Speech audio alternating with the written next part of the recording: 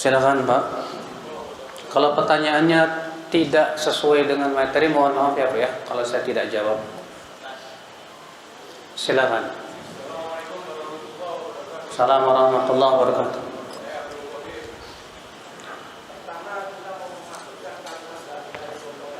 Apa Pak? Betul. Iya. Betul. Pertanyaannya bagaimana caranya kita memasukkan kalimat la ilaha illallah? Bagaimana caranya memasukkan kalimat la ilaha illallah dalam makhluk dan penciptaannya? Ya, supaya saya punya mengenal lagi kan bukan hanya saya tahu bahwa Allah itu Maha Pencipta. Bagaimana supaya saya punya keyakinan la ilaha illallah itu masuk sehingga saya mampu menjalankan semua perintah-perintah Allah. Iya. Pertama Bapak, Al-Quran seringkali mengingatkan bahwa pencipta langit dan bumi itu siapa? Allah. Coba Bapak buka surat Al-Baqarah ayat 21-22. Allah mengatakan, Ya ayyuhan nasu budu rabbakumul ladzi khalaqakum walladzina min qablikum la'allakum tattaqun. Hai manusia, beribadahlah kepada Rabbmu yang telah menciptakan kamu dan menciptakan orang-orang sebelum kamu agar kamu apa? Bertakwa. Lalu di ayat 22-nya Allah mengatakan apa?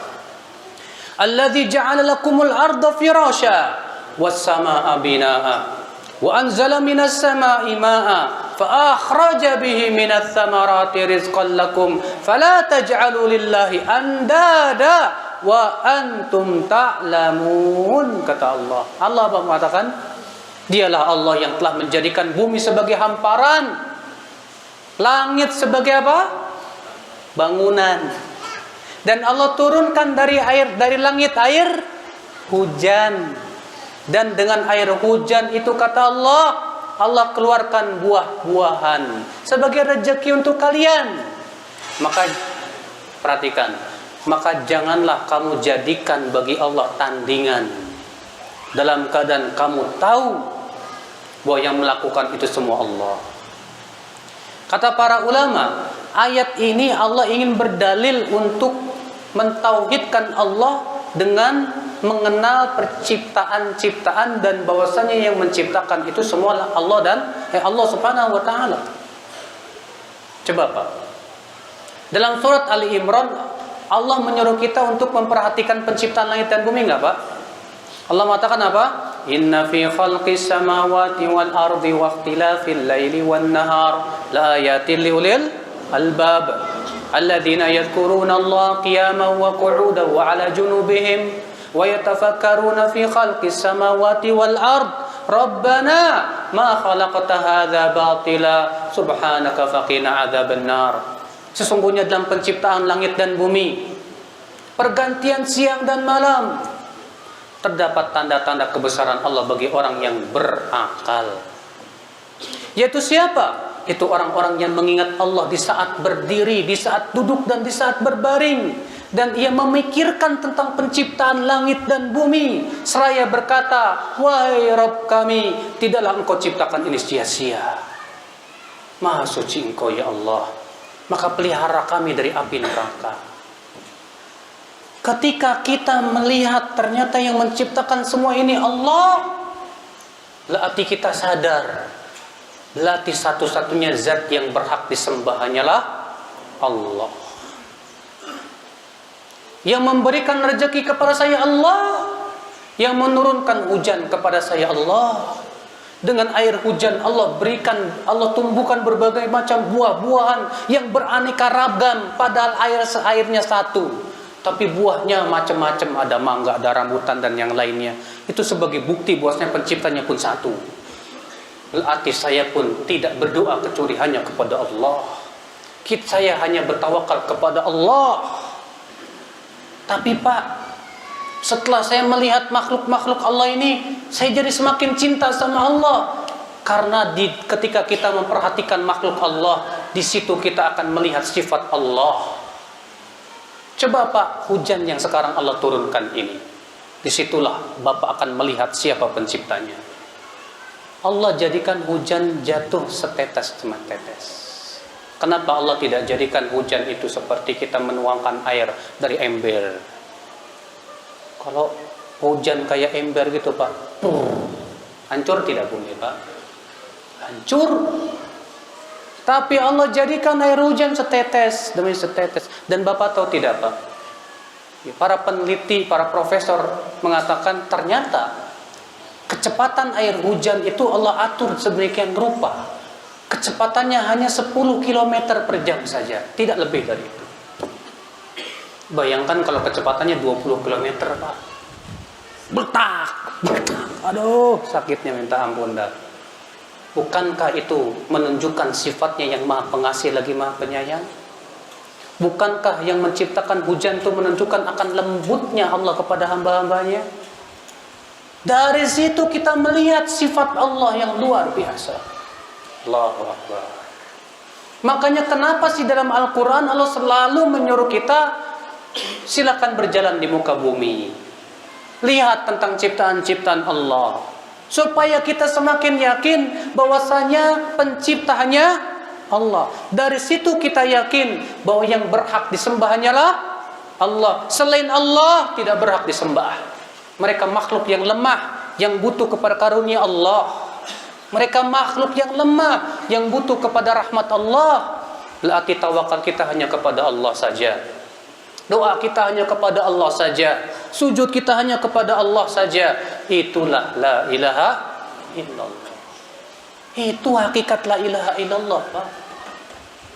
Karena la ilaha illallah itu bukan cuma sebatas ucapan saja. Kalau ada orang ucapannya la ilallahnya hebat banget Pak, la ilaha illallah, la ilaha illallah, tapi keris jimatnya gede di sini Pak, gimana akan disebut la ilaha illallah? Sementara jimat itu sendiri syirik, bertabrakan dengan la ilaha illallah. Makanya fahamilah makna la ilaha illallah itu. Apa yang diinginkan oleh kalimat la ilaha illallah? Apa syarat la ilaha illallah? Apa konsekuensi la ilaha illallah? Apa pembatal-pembatal la ilaha illallah? Ada. Jadi kita jangan hanya sebatas mempelajari la ilaha illallah sebatas ucapannya doang, tapi pahami betul maknanya. Bapak tahu tidak Pak, kenapa orang musyrikin Quraisy tidak mau mengucapkan la ilaha illallah? Tidak mau mengucapkan la ilaha illallah karena mereka tahu konsekuensi la ilaha illallah. Makanya orang musyrikin Quraisy berkata, aja'alal alihata ilaha wahida inna hadza la syai'un ujab. Apakah Muhammad hendak menjadikan Tuhan yang banyak jadi satu aja? Mereka tidak mau mengucapkan la ilaha illallah karena konsekuensinya mereka harus meninggalkan semua yang mereka sembah selain Allah. Sementara banyak kita kaum muslimin la ilaha illallahnya hebat Pak, tapi tidak paham, kurang paham. Buktinya apa? La ilaha illallah jalan terus, syirik jalan terus. Iya. Bagaimana akan diterima la ilaha illallahnya sementara ia melakukan pembatal la ilaha illallah? Tidak mungkin Bapak sekalian. Nah inilah Bapak ya. Jadi kita memperhatikan ciptaan-ciptaan Allah. Tiada lain adalah supaya kita semakin yakin bahwa pencipta hanyalah Allah. Kalau kita yakin pencipta itu hanyalah Allah, maka konsekuensinya kita yakin bahwa ilah yang berhak disembah hanyalah Allah. Tidak ada ilah yang berhak disembah kecuali Allah. Dan itulah konsekuensi dari la ilaha illallah.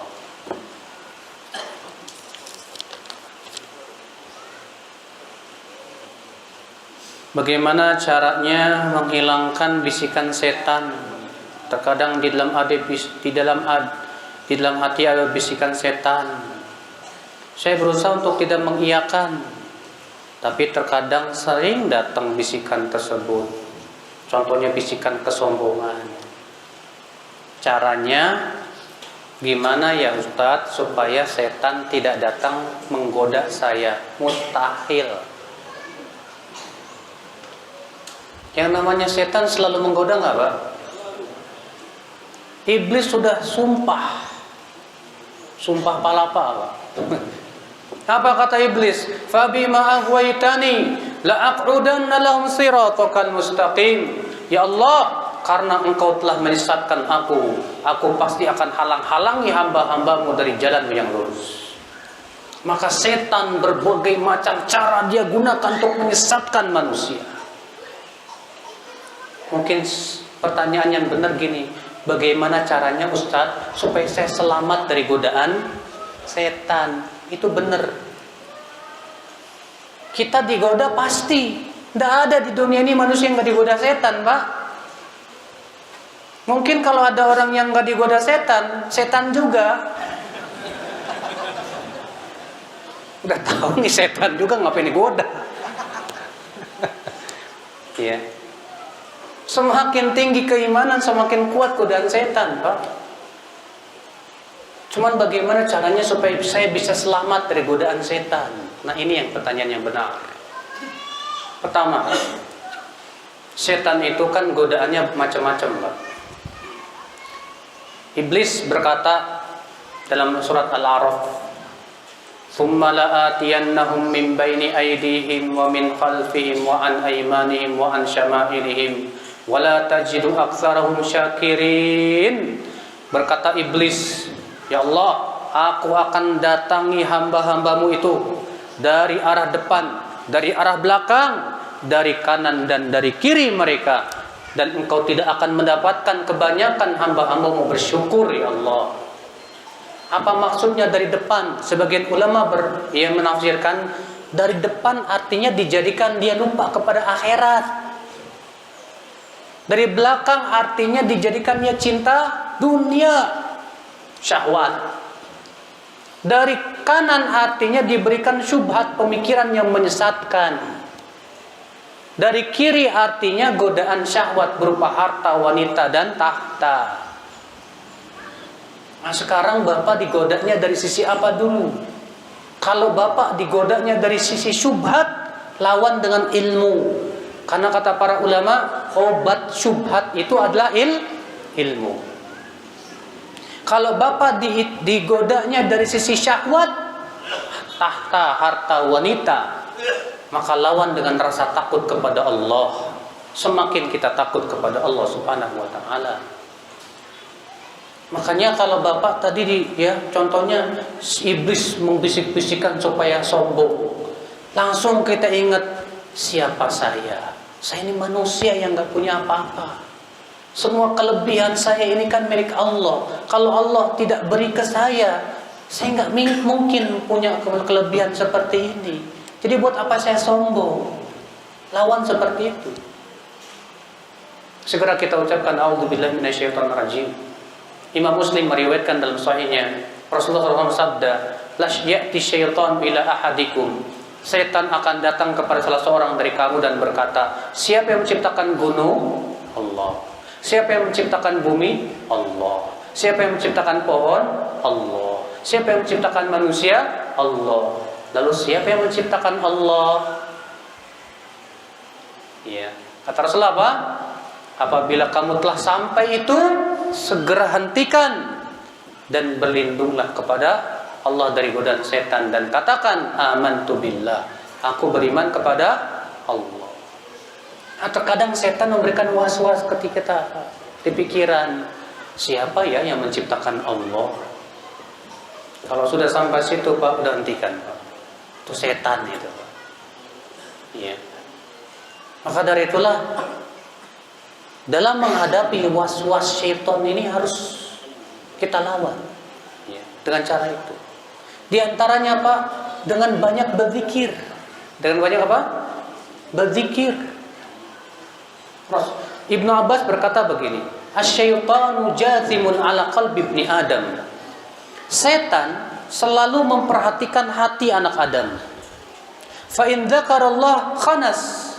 Kalau dia berzikir kepada Allah, ngumpet dia ketakutan. Fa in ghafila waswas. Kalau dia lalai, setan akan memberikan was-was. Pikiran yang enggak. Makanya Bapak sekalian, obatnya juga dengan banyak berzikir. Banyak berzikir kepada Allah Subhanahu wa taala. banyak baca Quran.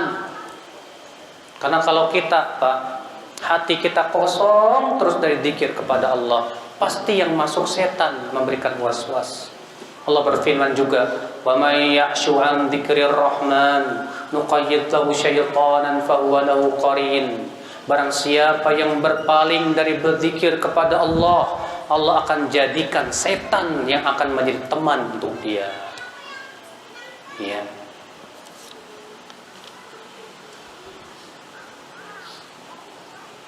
Bagaimana tips supaya mengenal tauhid teori maupun praktiknya lebih dini kepada anak dan keluarga khususnya?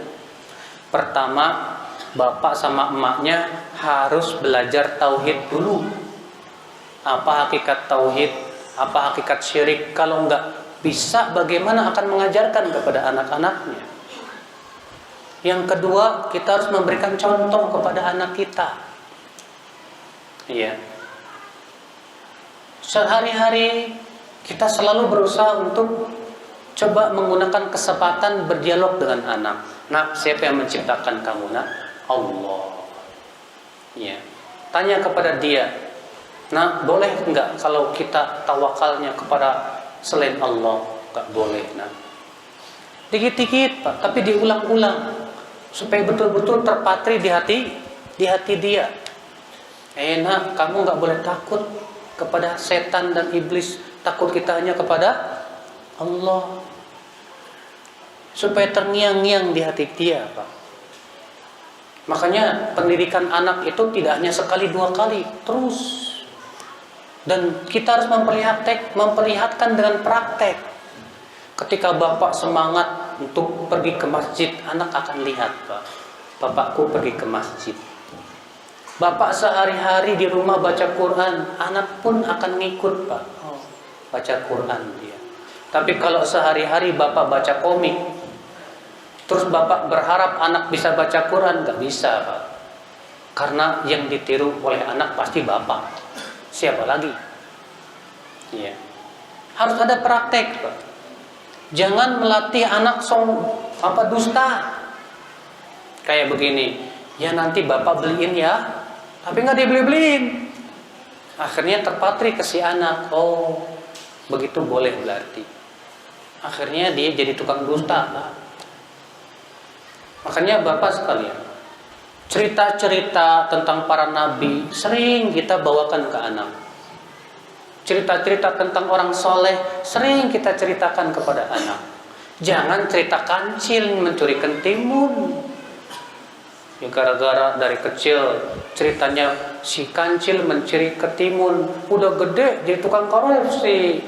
Gara-garanya apa? Ya cerita si kancil mencuri ketimun itu, udah gede jadi garong.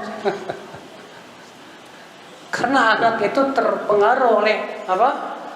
Oleh cerita. Bapak ceritanya sama anak apa sih? Ya, cerita sendal bolong, cerita hantu. Ya, anak akan udah gede jadi penakut, Pak. Ya, pengaruh itu. Makanya coba cari cerita-cerita yang bagus. Sebelum tidur diceritain tuh anak. Itu waktu yang paling pas, Pak, untuk cerita ke anak tuh sebelum tidur. Selalu si anak itu ketika diceritain, bahkan sampai ke bawah mimpi bisa itu. Iya. Maka dari itulah Bapak sekalian, orang tuanya dulu yang harus mau belajar. Kalau orang tuanya nggak mau belajar, susah untuk bisa mendidik anak.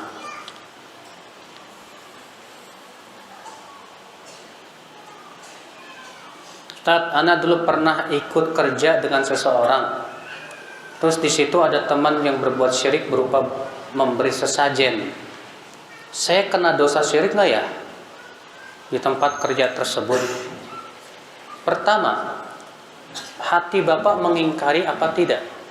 Dan mengingatkan dia atau tidak? Kalau hati kita mengingkari, selamat, Pak. Apalagi kalau kita menasehati itu syirik, selamat lagi. Tapi kalau kita tidak mengingkari dan membiarkan, kita bukan kena dosa syiriknya, tapi kena dosa diam dari kemungkaran. Ya. Itu kita kena dosanya.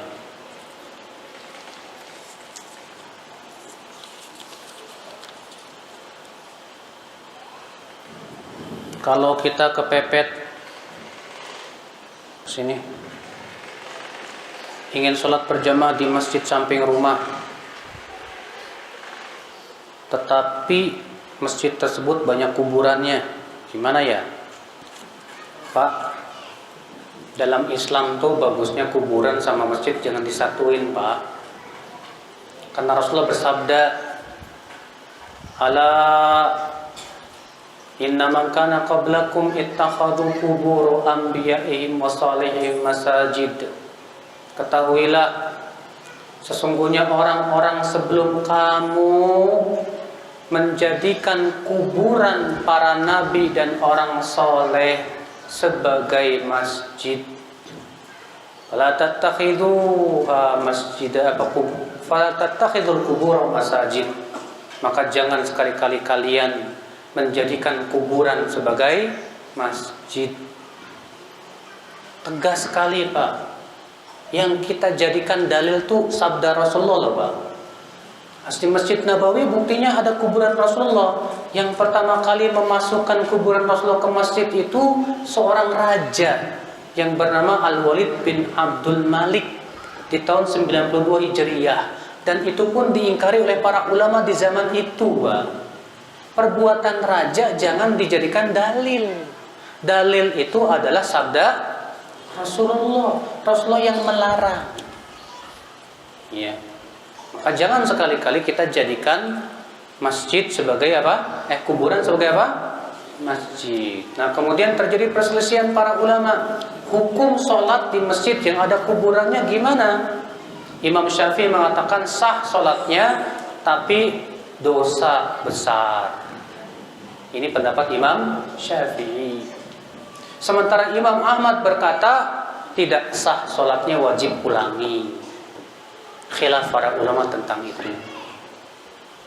Yang jelas semua ulama sepakat dari 4 madhab bahwa sholat di masjid yang ada kuburannya tidak boleh. Dengan kesepakatan ulama tanpa ada perselisihan di antara mereka. Bagaimana cara mendakwahkan tauhid kepada keluarga dan orang lain? Caranya menuntut ilmu dulu tentang tauhid. Bagaimana Anda hendak berdakwah kalau Anda tidak punya ilmunya? Susahlah Pak. Sekarang Bapak mau mentraining orang tata cara sholat, tapi Bapak nggak tahu ilmunya, bisa nggak? Nggak bisa. Kalau Bapak mau mengajarkan orang tentang sholat, Bapak wajib belajar tentang sholat dulu. Bapak mau mendakwakan tauhid kepada orang, wajib belajar dulu apa itu tauhid. Bagaimana hakikat tauhid, apa konsekuensinya. Ya. Apa syaratnya, apa pembatalnya, penting sekali, Pak.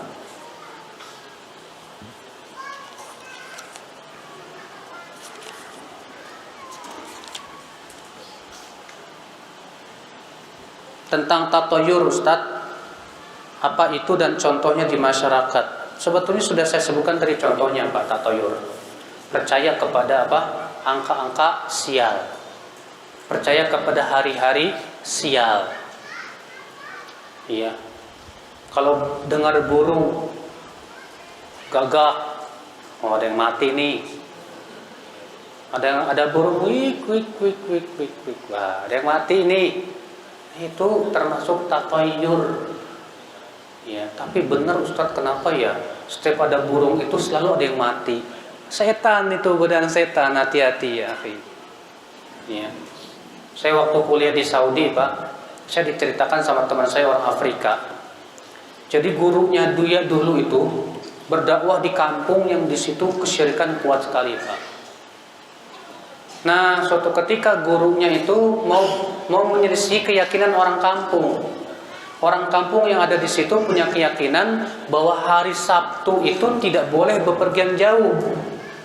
Maka si gurunya ini sengaja mau pergi hari Sabtu. Dinasehatin sama kepala kampung, jangan kamu pergi hari Sabtu, nanti kamu celaka. Kata gurunya, enggak, saya mau pergi. Jalan celaka, benar Pak. Iya. Kata kepala kampungnya apa? Apa kata saya? Sudah diperingatkan, kok nggak mau dengar. Setelah sembuh, pergi lagi hari Sabtu, celaka lagi. Sehingga kepala kampungnya tambah yakin aja. Setelah sembuh, pergi lagi hari Sabtu, celaka lagi. Sampai 6 kali. Tapi ini subhanallah, nih gurunya tetap nggak mau kalah. Pergi lagi. Setelah ke-7, ke-8 ternyata nggak celaka. Dan seterusnya nggak celaka-celaka. Setannya udah capek. Goda dia. Masya Allah, terkadang Mbak, ya, sesuatu yang berbau syirik itu ternyata qadarullah kok seperti yang dikatakan orang-orang terjadi ya. Itu godaan setan. Lawan. Jangan sampai dibiarkan hati kita bertengkar di hati kita kepercayaan itu. Rasulullah SAW kenapa Pak? Kebanyakan Rasulullah menikah itu di bulan Syawal. Rasulullah menikah dengan para istrinya kebanyakan rata-rata di bulan Syawal. Karena ingin menyelisih keyakinan orang musyrikin di zaman itu, bahwa menikah di bulan Syawal itu sial. Makanya Rasulullah SAW menikahnya di bulan Syawal. Ya.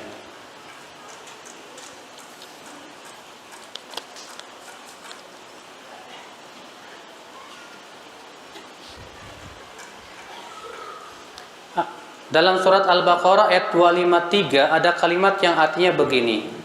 Kalau Allah menghendaki tidaklah mereka berbunuh-bunuhan, tetapi Allah berbuat menurut kehendaknya.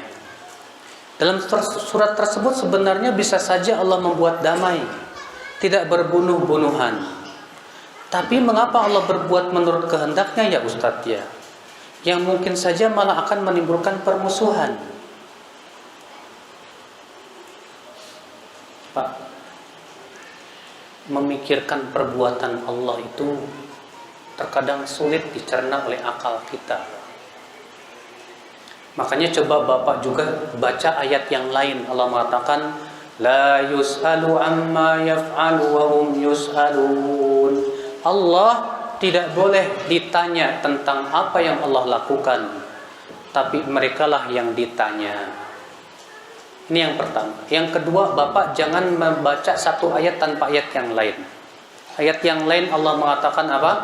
Innallaha la yadhlimu mithqala dzarrah.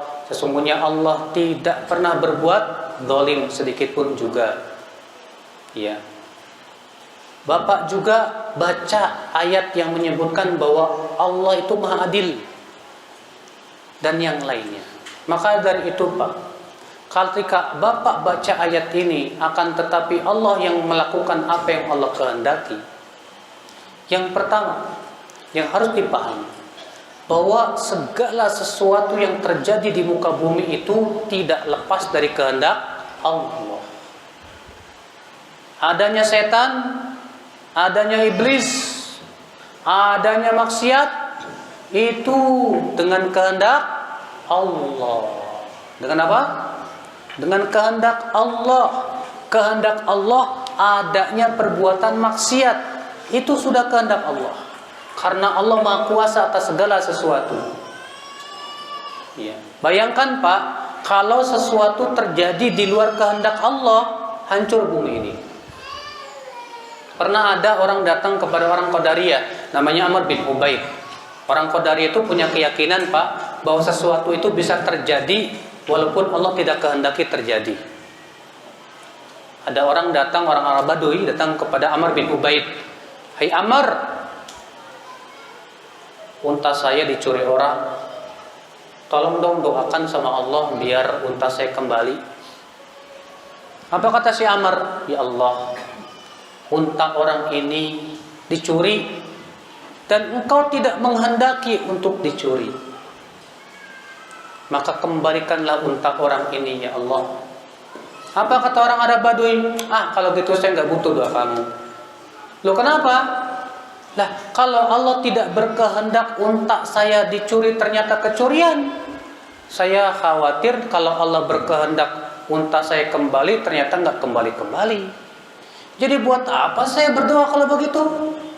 Kalau gitu Allah lemah. Justru karena Allah Maha Kuasa atas segala sesuatu, Pak. Semua yang terjadi di muka bumi dan semua yang ada di langit bumi tidak terjadi kecuali dengan kehendak Allah. Paham yang kedua ini, Pak.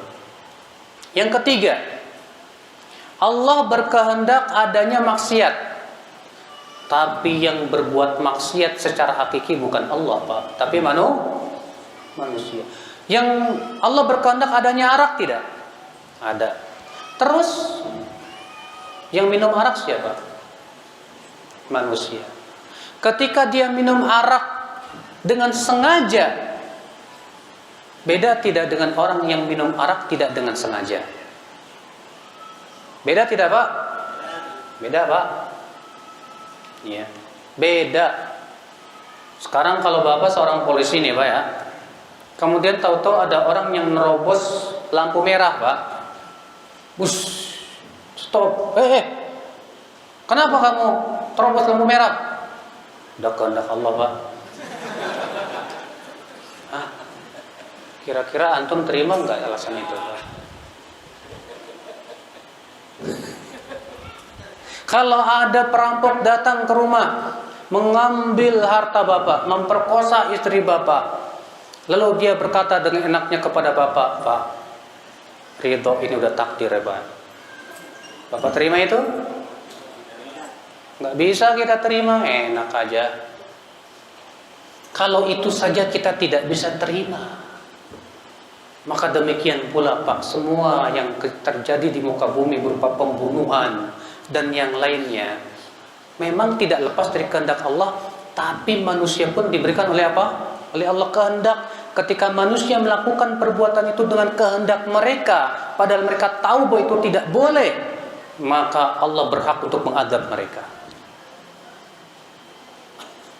Iya. Jadi, Pak, sekali lagi tolong jangan selalu kita fokuskan mikirin perbuatan Allah. Karena mikirin perbuatan Allah itu di luar kemampuan otak dan akal manusia. Akal kita itu diberikan oleh Allah keterbatasan loh, Pak. Kalau akal kita diberikan keterbatasan dan ternyata memikirkan sesuatu yang di luar batasan akal, yakin error. Otaknya error. Gak mengerti. Jadi gimana dong enaknya? Enaknya, Pak, seperti yang Allah sebutkan, la yus'alu amma yaf'al wa hum yus'alun. Manusia tidak boleh ditanya tentang apa yang ia lakukan, yang Allah lakukan. Tapi manusialah yang akan ditanya tentang apa yang ia lakukan. Jadi kita itu sekarang fokuskan tentang perbuatan kita sendiri. Kita udah sholat benar belum? Kita udah melaksanakan perintah Allah belum? Kita sudah meninggalkan maksiat belum? Itu yang kita pikirin coba. Itu lebih bermanfaat untuk hati kita, Pak, daripada kita memikirkan tentang perbuatan-perbuatan Allah Jalla Jalaluhu. Ya, karena Allah ilmunya sangat luas, sedangkan ilmu kita sangat sedikit. Ya.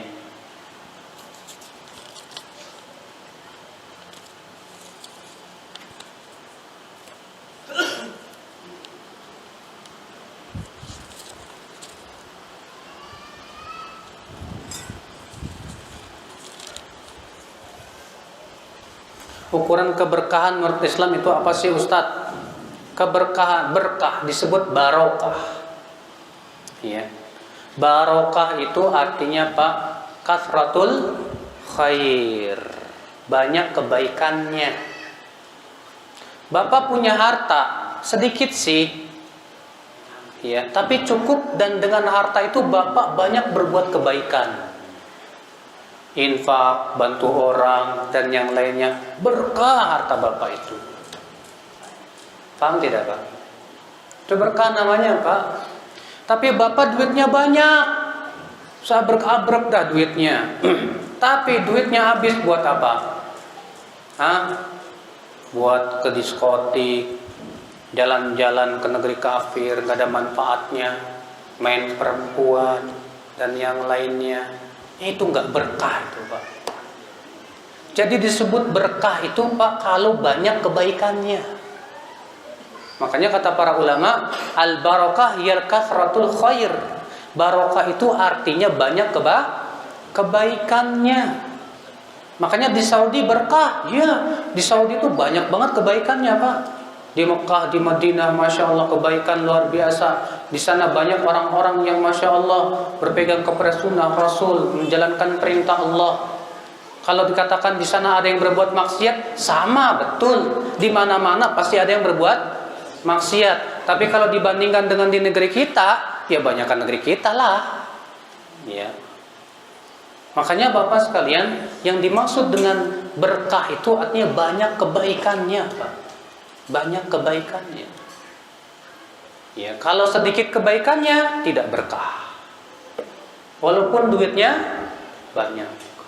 Tapi kalau uangnya sedikit, tapi dengan uang sedikit itu dia banyak berbuat kebaikan, berkah, alhamdulillah. Ya, nah itu Pak. Jadi pahami makna berkah, Pak.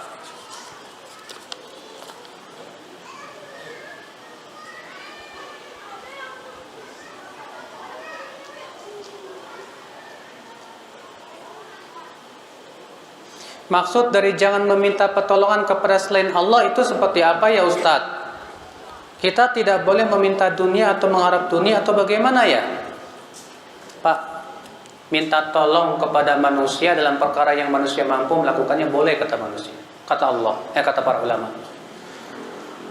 Contoh, Bapak minta tolong sama teman, tolong dong ambilin pulpen saya yang di situ. Kan minta tolong Pak ya? Tapi dia mampu kan? Mampu. Gak apa-apa. Bapak minta tolong kepada istri, tolong dong pijetin bau saya gak enak. Boleh gak Pak? Boleh, gak apa-apa. Yang dimaksud itu Pak, meminta tolong kepada manusia dalam perkara yang manusia tidak bisa lakukan. Contoh, tolong dong sembuhkan saya. Emang yang menyembuhkan siapa? Manusia itu cuma bisa ngasih obat, ngasih resep. Sedangkan yang menyembuhkan siapa? Allah. Berarti minta kesembuhan kepada manusia syirik. Karena itu perkara yang tidak bisa dilakukan oleh manusia. Minta keberkahan kepada manusia syirik. Karena manusia tidak bisa memberikan keberkahan. Berkah itu hanya milik Allah. Itu maksudnya Pak. Ya. Walaupun memang dalam syariat Islam Pak, sangat tidak baik kita jadi peminta-minta. Suka di jalan-jalan pada minta-minta. Ya, haram dalam Islam. Saya mau tanya sama bapak-bapak, siapa di antara bapak-bapak yang nggak pernah minta-minta? Hah? Ada nggak? Pernah minta-minta? Pernah minta-minta? Hah? Sama makhluk nggak pernah? Pernah? Sama orang tua? Antum pernah? Sama siapa? Sama teman? Nggak pernah? Jarang. Terkadang ada teman kita mau umroh, bapak bilang jangan lupa ya oleh-olehnya. Minta-minta itu Pak. Teman bapak gajian bilang traktir dong. Minta-minta itu Pak. Cuman gayanya aja beda. Kata Rasulullah SAW kepada seorang sahabat apa? Ya Qabisah, innal mas'ala la tahidu illa li hadits salatah. Hai Qabisah, sesungguhnya minta-minta itu nggak boleh kecuali untuk 3 orang saja. Yang pertama untuk orang yang kehabisan uang untuk mendamaikan 2 kabilah yang berseteru. Yang kedua orang yang bangkrut sampai hartanya ludes. Yang ketiga orang yang fakir miskin dan disaksikan di tempatnya oleh 3 orang yang adil bahwa dia memang miskin banget. Selain itu kau bisa nggak boleh. Itu harta haram kata Rasulullah. Dikecualikan juga oleh para ulama minta kepada yang kita punya hak atas dia. Anak minta sama orang tua boleh. Istri minta sama suami boleh. Rakyat minta kepada penguasa boleh. Karena hak itu hak mereka. Adapun sama teman nggak boleh. Jangan punya kebiasaan, Pak, ya minta ditraktir. Jangan punya kebiasaan ada orang umroh, jangan lupa oleh-olehnya. Karena itu kebiasaan yang sangat tidak baik. Itu namanya meminta-minta. Islam sangat tidak menganjurkan sifat seperti itu. Islam menganjurkan tangan di atas lebih baik daripada tangan di bawah. Islam menyuruh seorang muslim itu mulia. Kata Rasulullah, al-Islam ya'lu wa la yu'la. Islam itu tinggi, tidak rendah. Maka jangan rendahkan Islam dengan perbuatan kita. Ya.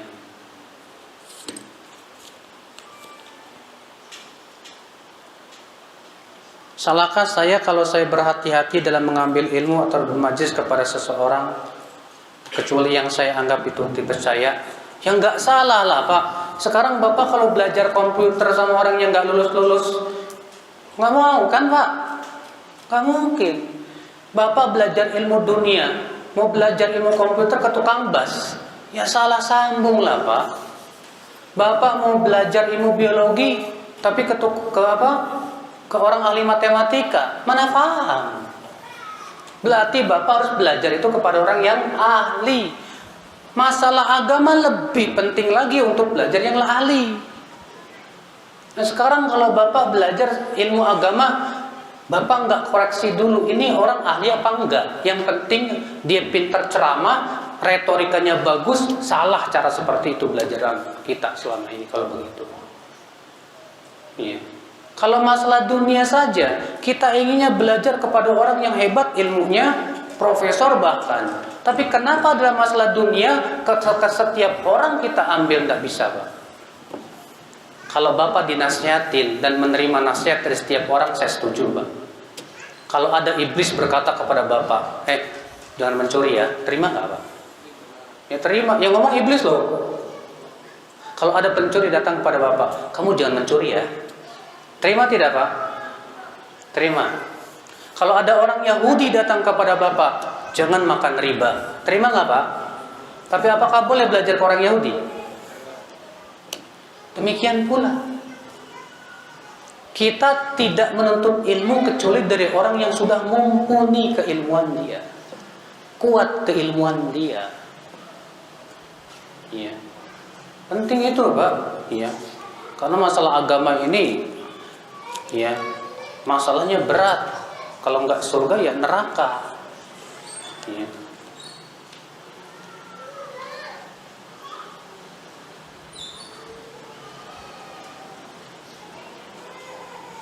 Tadi hadis yang Ustaz ceritakan ngeri juga ya Ustaz. Orang semasa hidupnya sudah beribadah, masuk neraka karena nggak ikhlas. Terus gimana caranya dong supaya ikhlas? Ya harus sungguh-sungguh dong. Ya, yang namanya dunia itu memang Allah takdirkan tempat untuk apa, Pak? Banting tulang.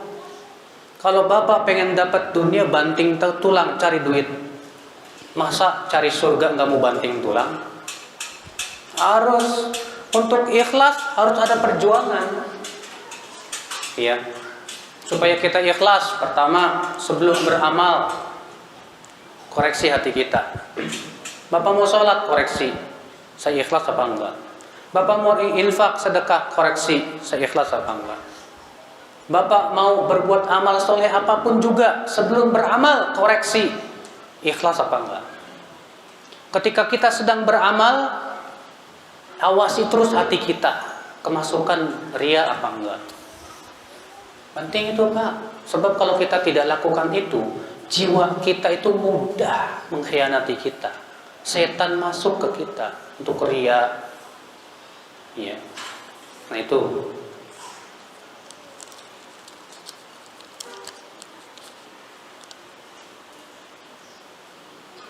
Ustadz, kenapa sih harus tauhid dulu, bukannya harus berakidah dulu?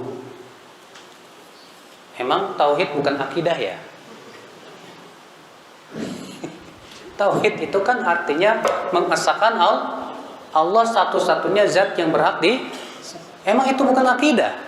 Justru itu intisarinya akidah. Sekarang akidah itu intinya apa, Pak? Keyakinan kan? Baik. Bapak meyakini adanya Allah, akidah bukan? Akidah. Bapak yakin bahwa Allah satu-satunya zat yang berhak disembah, akidah bukan? Akidah.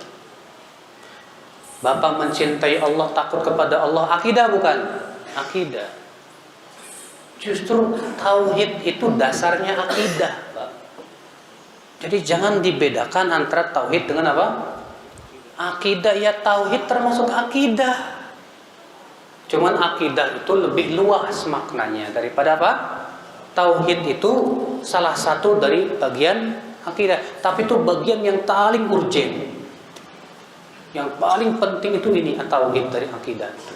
Sebab tanpa tauhid, akidah manapun juga tidak akan diterima oleh Allah Subhanahu wa taala.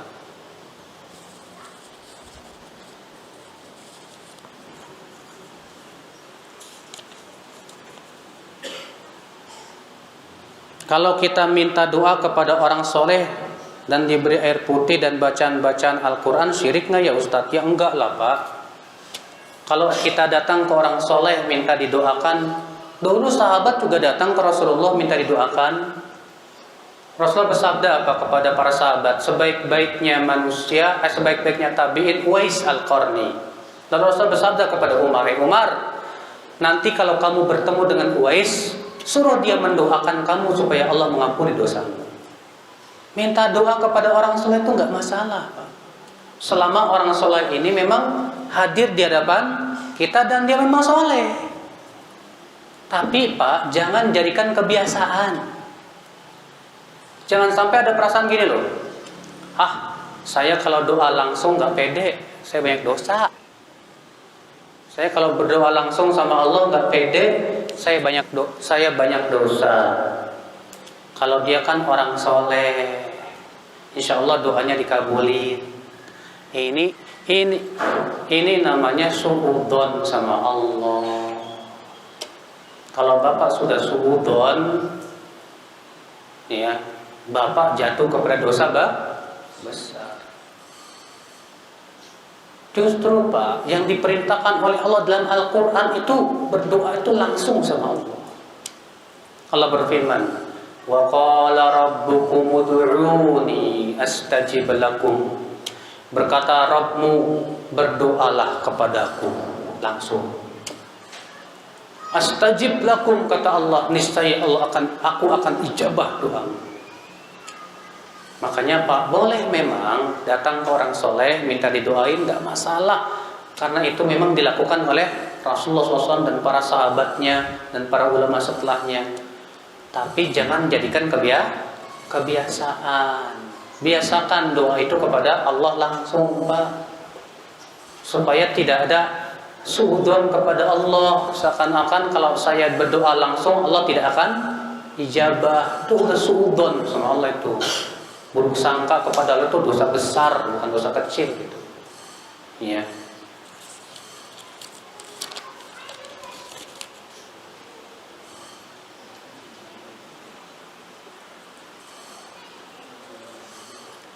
Apakah orang tua akan dimintai pertanggungjawabannya jika sudah menasihati anak-anak tapi anak-anaknya menolak?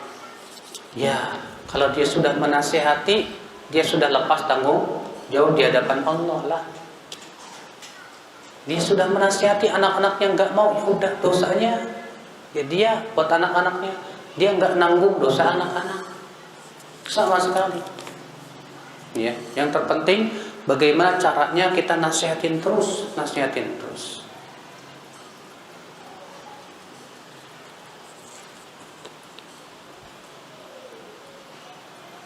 Bagaimana hukumnya laki-laki yang nggak sholat subuh di masjid? Pak, kata Rasulullah, seberat-beratnya sholat buat orang munafik itu sholat isya dan sholat subuh.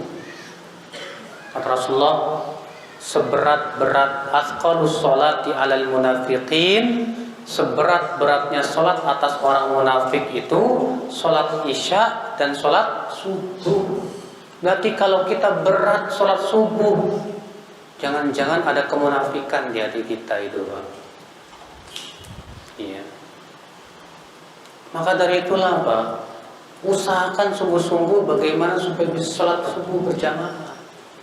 Karena sholat subuh berjamaah itu pahalanya besar.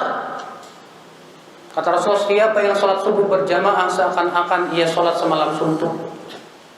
Dan sholat subuh berjamaah itu disaksikan oleh para malaikat. Inna Qur'an al-fajri kana mashhuda. Sesungguhnya sholat fajar itu disaksikan oleh Allah Subhanahu oleh malaikat-malaikatnya. Makanya usahakan, Pak, jangan malas-malasan. Orang yang malas-malasan sholat itu tanda ada penyakit munafik di hatinya. Allah berfirman, innal munafiqina fid darkil asfal.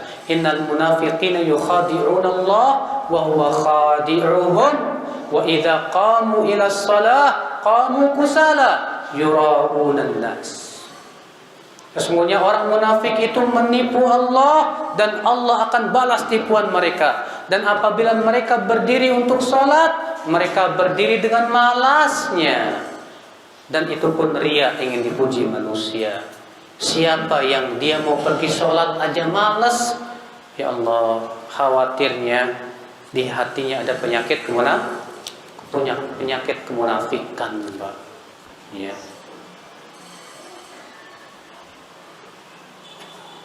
Kalimat la ilallah di akhir hidup manusia itu, apakah semua manusia bisa mendapatkan kemudahan untuk bisa mengucapkannya? Kalau ada orang gak sempat mengucapkan la ilallah meninggal, tapi selama hidupnya dia mentauhidkan Allah, gak masalah. Dia tetap dapat jaminan surga. Karena dalam satu riwayat Rasul bersabda, man mata wa huwa ya'lam la ilaha illallah, siapa yang meninggal dalam keadaan ia berilmu tentang la ilaha illallah, dakhalal jannah, pasti masuk surga. Bapak lagi nyopir mobil tabrakan, nggak sempat mengucapkan la ilaha meninggal. Tapi selama hidup Bapak mentauhidkan Allah, menjauhkan kesyirikan. Berarti Bapak wafat di atas la ilaha illallah. Walaupun nggak sempat baca la ilaha illallah. Iya. Semoga yang saya sampaikan bermanfaat Bapak sekalian. Mohon maaf bila ada kata-kata yang tak berkenan di hati. Yang benar semuanya dari Allah, dan yang salah itu dari kekurangan ilmu saya dan dari syaitan. Wabillahi taufiq. Subhanallah, subhanallah bihamdika, asyhadu an la ilaha illa anta, astaghfiruka wa atubu ilaik. Wassalamualaikum warahmatullahi wabarakatuh.